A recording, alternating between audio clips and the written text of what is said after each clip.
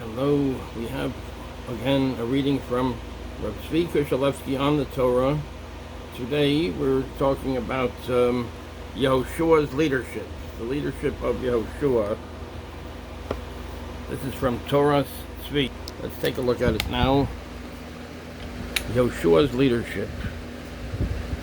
For the tribes of Lemate Ephraim, Hoshea ben Nun. From the tribe of Ephraim, Yehoshuah ben Nun. Bamidbar 13:8. The Rambam informs us that the spies of Parshas Shalach were listed in order of greatness, both in terms of prestige and wisdom. Yehoshuah appears fifth on that list. This means that there were 4 people who were superior to him, quote-unquote superior. After all, if he's fifth, that means there were 4 people that were superior, better than him in terms of prestige and wisdom. Why then was Yehoshuah chosen to succeed Moshe Rabbeinu as the leader of the nation? In the introduction to his Mishnah Torah, the Rambam identifies Yehoshuah as the student of Moshe. Being Moshe's student was Yehoshua's prime attribute.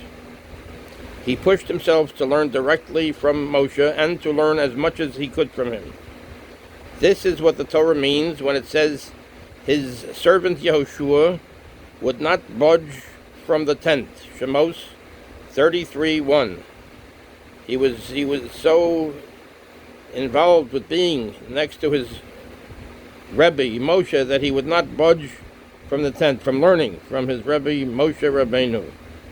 Yehoshuah did not waste a minute. He utilized all the available time to be in the proximity of Moshe, absorbing his Torah. This is why Yehoshuah pitched his tent as close to Har Sinai as possible. He wanted to be the first to greet Moshe upon his return and spend as much time as possible with his teacher. So he learned so much, he became so great that he was the one that was the leader. He became the leader because he devoted all of his time for learning. Let's take a look at this one. Calev's strength. That's Calev ben Yehoshuah, one of the people that went to look at Eretz Yisrael.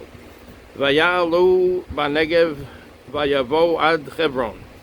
They went up through the desert, and he came to Hebron. Bamidbar 13:22. They, all the spies, went up through the desert, but only one went to Hebron. It says they went up through the desert, and he came to Hebron. So they, all the spies, went to Hebron.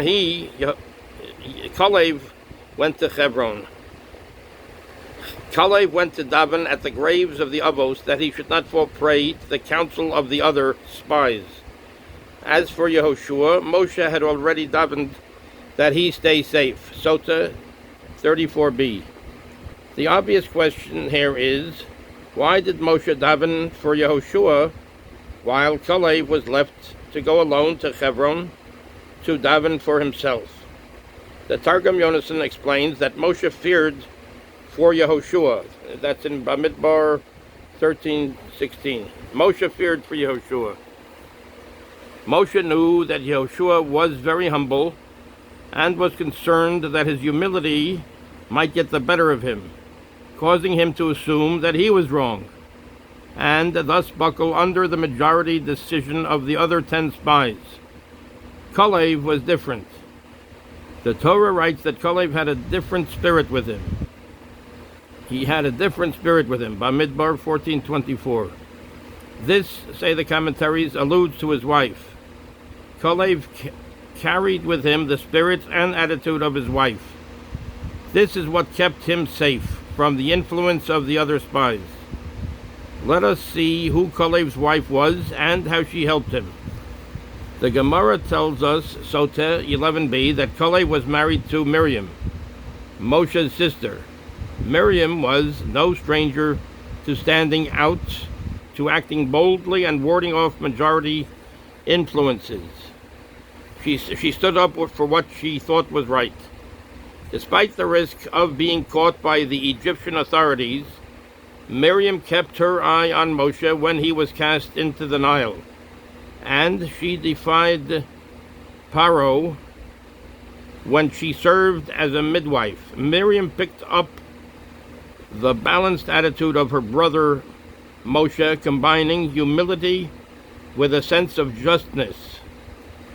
She was the one who davened for the people to survive after the Chet HaEgel, but didn't hesitate to criticize Korach for rebelling.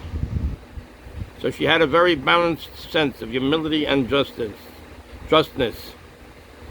Moshe realized this and was convinced that Miriam's attitude would rub off on Calev and safeguard him. Hence, Moshe felt a need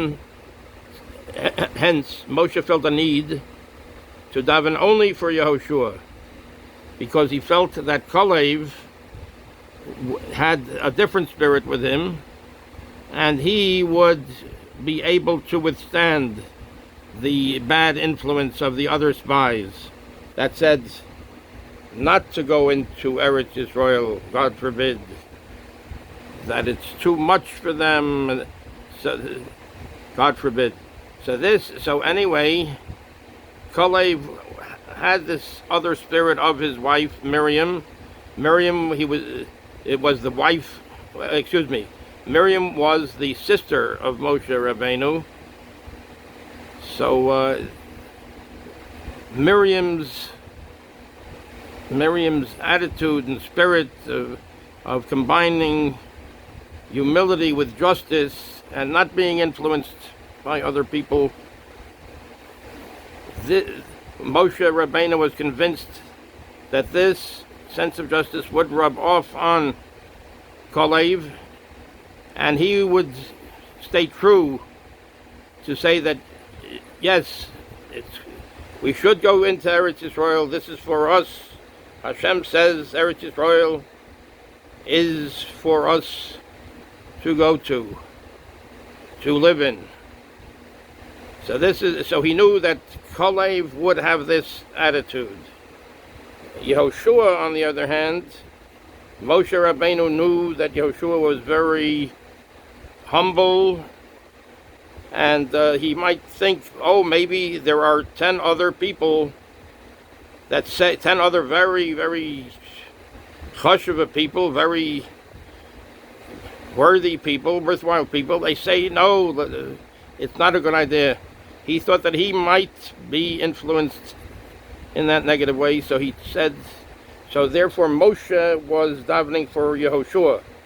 Therefore it says that Calev went to daven at the graves of the Avos, that he should not pray to the council of the other spies. And Moshe Rabbeinu already had davened for Yehoshuah, for his Talmud Yehoshuah.